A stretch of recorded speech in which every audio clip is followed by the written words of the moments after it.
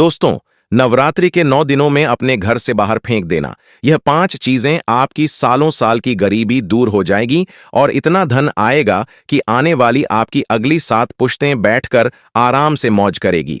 दोस्तों, नवरात्रि के यहाँ 9 दिन केवल पूजा पाठ, आरती या माता को चुनरी चढ़ाने का समय नहीं है। ये केवल उपवास रखने का या मंदिर में जाकर दीपक जलाने का समय नहीं है।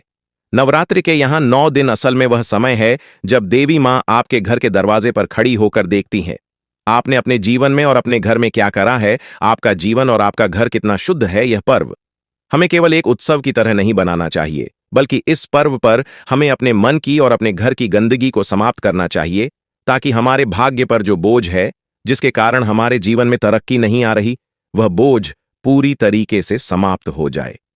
जी हां दोस्तों, और यदि आपने नवरात्रि के इन 9 दिनों में अपने घर से इन 5 चीजों को बाहर फेंक दिया, तो दोस्तों, आपके पूरे परिवार पर देवी मां की ऐसी कृपा बनेगी कि आप जो मांगोगे, आपके मांगते ही आपकी सारी मनोकामना पूर्ण हो जाएगी।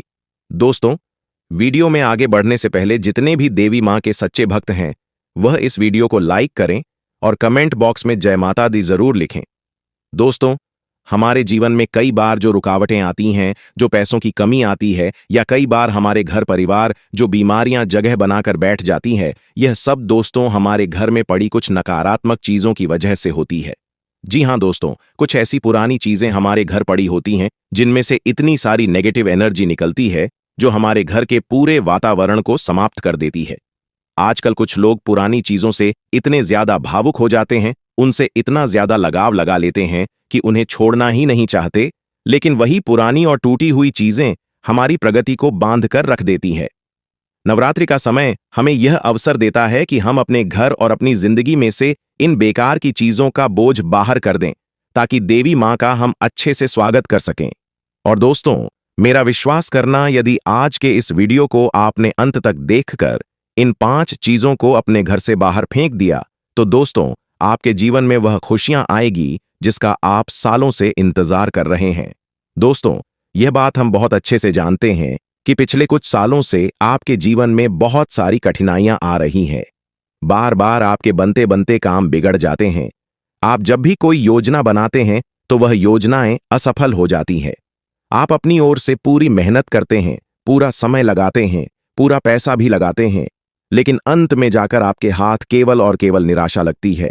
इन सभी निराशा और इन सभी दुखों के पीछे दोस्तों कुछ ऐसी चीजें हैं जो आपके भाग्य को चमकने से रोक रही है, जो आपके जीवन में ऐसा दुष्प्रभाव कर रही है कि आप आगे नहीं बढ़ पा रहे हैं। इसमें दोस्तों, सबसे पहली जो चीज आती है वह है पुराने और फटे हुए कपड़े। जी हां दोस्तों, कपड़े सिर्फ तन ढकने के लिए नहीं होते, यह आपके भाग्य की स्थिति भी दर्शाते हैं। अगर दोस्तों हम हमारे घर में फटे पुराने कपड़े रखते हैं तो यह हमारे घर में दरिद्रता को आमंत्रित करते हैं, और ऐसे कपड़े दोस्तों घर के वातावरण को बहुत ज्यादा नेगेटिव बना देते हैं, और मां लक्ष्मी की कृपा कभी भी ऐसे घर में नहीं होती। आपके घर में कभी भी मां लक्ष्मी का प्रवेश नहीं होगा। इसीलिए दोस्तों, नवरात्रि के यहाँ जो 9 दिन हैं, ये आपको एक बहुत अच्छा अवसर प्रदान करते हैं। आपके घर में भी कोई कटे फटे पुराने कपड़े हैं तो समय रहते उन्हें अपने घर से बाहर फेंक दीजिए और अपने घर में बहुत अच्छा सकारात्मक वातावरण बनाकर रखी है। जी हां दोस्तों, आप जानते हैं पिछले कई सालों से आपकी तिजोरियां खाली पड़ी हैं। पहले के समय में आप थोड़ा बहुत धन कमाकर लाते थे तो वह धन आपकी तिजोरियों में दिखाई देता था। वह धन आपके पास लंबे समय तक टिकता था। उस धन से आप अपने और अपने परिवार के शौक मौज पूरे करते थे।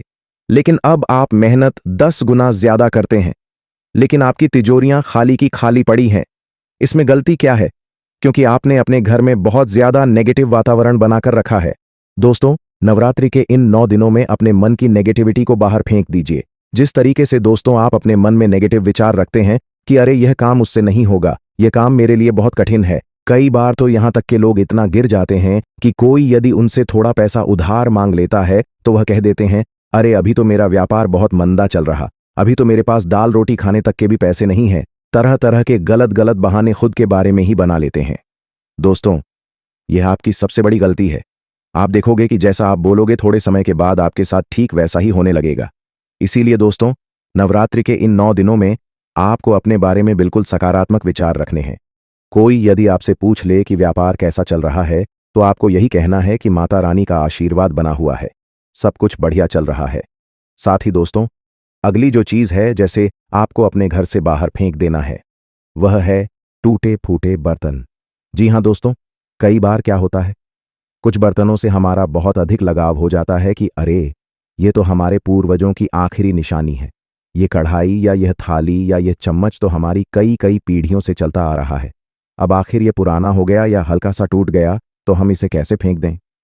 ये मानसिकता दोस्तों आपके घर में बहुत ज्यादा नेगेटिविटी और दरिद्रता लेकर आएगी। जी हाँ दोस्तों, घर में टूटे फूटे बर्तनों का होना परिवार की सुख शांति को धीरे धीरे तोड़ देता है। तो यदि आप भी चाहते हैं कि आपके घर परिवार में लंबे समय तक सुख शांति बनी रही और दरिद्रता आपके घर में कभी ना आए, तो आपको अपने घर से टूटे फूटे बर्तनों को बाहर फेंकना होगा। आप में से दोस्तों कई लोग कहते हैं कि हम तो देवी मां की बहुत पूजा करते हैं, हम तो नवरात्रि के 9 दिनों में माता की बहुत आराधना करते हैं। देखिए, अच्छी बात है, लेकिन दोस्तों माता रानी की कृपा पाने के लिए पहले हमें खुद को योग्य बनना बहुत ज्यादा जरूरी दूरी है।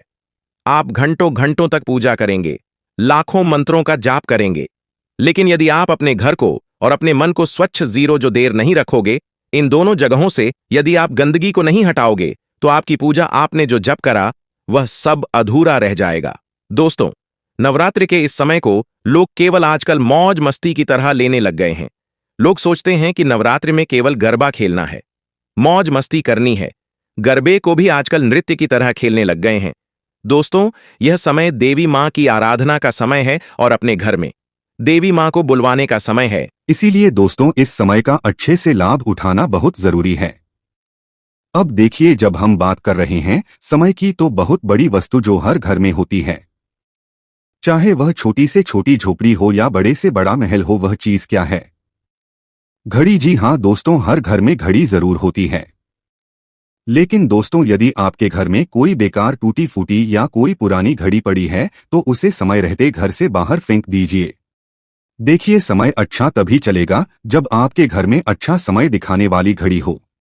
इसीलिए आपको अपने घर में पुरानी घड़ी बिल्कुल भी नहीं रखना है, और यदि किसी घड़ी का कांच टूट गया है तो उसे बतला लीजिए। कोई घड़ी बंद पड़ी है तो समय रहते उसे चालू करवा लीजिए। जब आपकी घड़ी सही होगी तो आपका समय अपने आप सही हो जाएगा। अब देखें दोस्तों, नवरात्रि के इन 9 दिनों में कई सारे लोग केवल दिखावे के लिए पूजा पाठ करते हैं। जी हाँ दोस्तों, सच यही है कि नवरात्रि में बहुत से लोग पूजा इसीलिए करते हैं ताकि लोग उन्हें भक्त समझे। लोग की कहें कि अरे, यह तो कितना बड़ा भक्त है। वह 10 मिनट पूजा करेंगे लेकिन 1 घंटे तक वीडियो बनवाएंगे। सोशल मीडिया पर वह फोटो और वीडियो डालेंगे, पूजा करने का दिखावा करेंगे ताकि दूसरों को लगे कि अरे, यह तो बहुत बड़ा भक्त है। लेकिन सच्चाई यही है कि वह केवल दिखावा करना चाहते हैं। तो ऐसी गलती करने से आपको बचना है। साथ ही कुछ लोग नवरात्रि के 9 दिनों व्रत रखते हैं। जी हाँ, व्रत रखने वाले लोग यह बात समझ लेना कि नवरात्रि के इन 9 दिनों में उन्हें भूलकर भी कोई गलत काम नहीं करना है। वैसे तो किसी को भी नहीं करना है, लेकिन खासकर जिन्होंने व्रत रखा है वह ध्यान से सुनिए। झूठ बिल्कुल भी ना बोलें, गुस्सा बिल्कुल भी ना करें, दूसरों को दुख ना दें। जी हाँ, आपके शब्दों की वजह से या आपके किए गए कामों की वजह से दूसरों के मन को ठेस नहीं पहुंचना चाहिए, उन्हें दुख नहीं होना चाहिए। साथ ही दोस्तों, नवरात्रि के इन 9 दिनों में यदि आपने व्रत करा है, आप या तो केवल 9 दिनों तक फलहार करेंगे या आप एक समय खाना खा रहे हैं, तो आपका भोजन और फलहार दोनों साथ वीक होना चाहिए। तरह तरह के स्वादिष्ट फलहारी व्यंजन बना बनाकर खाने को व्रत नहीं कहते। जी हाँ, वह आप अपने स्वाद के लिए खा रहे हो, उसमें आपका कोई त्याग नहीं हुआ।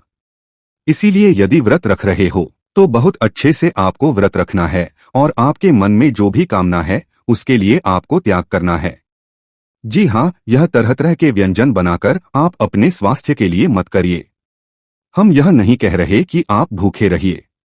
आप भोजन कर सकते हैं, फलाहार कर सकते हैं, लेकिन उपवास करने के बाद 56 तरह के अलग अलग व्यंजन बनाकर खाने को व्रत नहीं कहते। साथ ही पूजा में सच्चे मन से खुद को समर्पित करिए।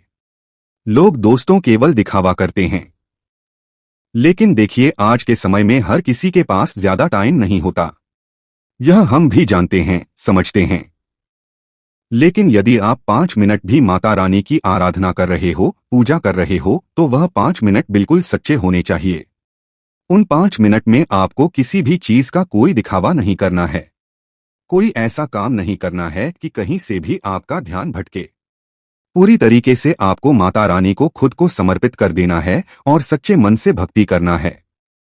फिर आप देखिएगा कि माता रानी आपसे कितना प्रसन्न हो जाती है।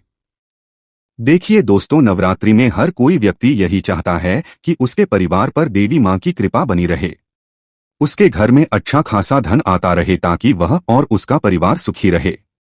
लेकिन दोस्तों, आज के जमाने की सबसे कड़वी सच्चाई यही है कि हम में से हर कोई व्यक्ति किसी न किसी तरीके का बोझ अपने मन में दबाकर बैठा है। हर किसी मनुष्य के जीवन में आज कोई ना कोई तकलीफ जरूर है। किसी ना किसी बात को लेकर वह परेशान जरूर है। लेकिन अगर इस परेशानी को हम नवरात्रि के इन 9 दिनों में माता रानी को समर्पित कर दें, हम यह सोच लें कि जो होगा माता रानी की कृपा से अच्छा होगा, माता रानी मेरे बारे में जैसा सोचेगी बढ़िया होगा। यदि हम खुद को समर्पित कर दें माता रानी के चरणों में, तो दोस्तों आप देखोगे कि आपकी सारी परेशानियां हल्की हो जाएगी। आपका मन हल्का हो जाएगा और आपके मन में जो परेशानियां हैं, जो चिंताएं हैं, वह सारी परेशानियां धीरे धीरे दूर हो जाएगी। जी हाँ दोस्तों, नवरात्रि का असली अर्थ ही यह है कि आप खुद के दुख और खुद की परेशानियां माता रानी को सौंप दीजिए। माता रानी आपके सारे दुख और परेशानियां दूर कर देगी। जब आप यह करेंगे तो आपके मन का बोझ और आपके अंदर की गंदगी अपने आप समाप्त हो जाएगी और फिर दोस्तों आप देखना कि माता रानी की ऐसी कृपा आप पर बरसेगी कि आपके सारे सपने साकार हो जाएंगे।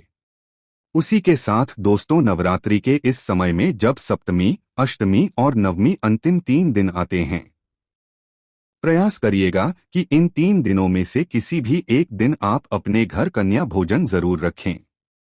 जी हाँ दोस्तों, आपके गली मोहल्ले में जहां पर भी कन्याएं रहती हैं, आप उन्हें आमंत्रण देकर आइए। अपने घर में भोजन के लिए आमंत्रण दीजिए। कम से कम 9 नवंबर 1921 कन्याओं को आपको भोजन कराना है। उन्हें आप कुछ गिफ्ट दे सकते हैं, कुछ नेक दे सकते हैं। इससे क्या होगा? आपके घर की जो नेगेटिविटी है वह पूरी तरीके से समाप्त हो जाएगी और माता रानी आपको इतना आशीर्वाद देगी। कहते हैं ना दोस्तों की छोटी छोटी कन्याएं स्वयं माता रानी का ही रूप होती हैं। इसीलिए उनका आशीर्वाद प्राप्त करना है तो सबसे पहले उन्हें आमंत्रण दीजिए, उन्हें खाना खिलाइए और फिर उसके बाद उनका आशीर्वाद प्राप्त करिए। फिर आपके जीवन के सारे दुख अपने आप ही दूर होने लगेंगे। तो दोस्तों, यहाँ थी कुछ महत्वपूर्ण बातें जो कि हमने आपको बताई नवरात्रि के इन 9 दिनों के बारे में। उम्मीद करूंगा दोस्तों वीडियो आपको अच्छा लगा होगा। वीडियो पसंद आया हो तो लाइक जरूर करना और हमारे चैनल को सब्सक्राइब जरूर करना। धन्यवाद।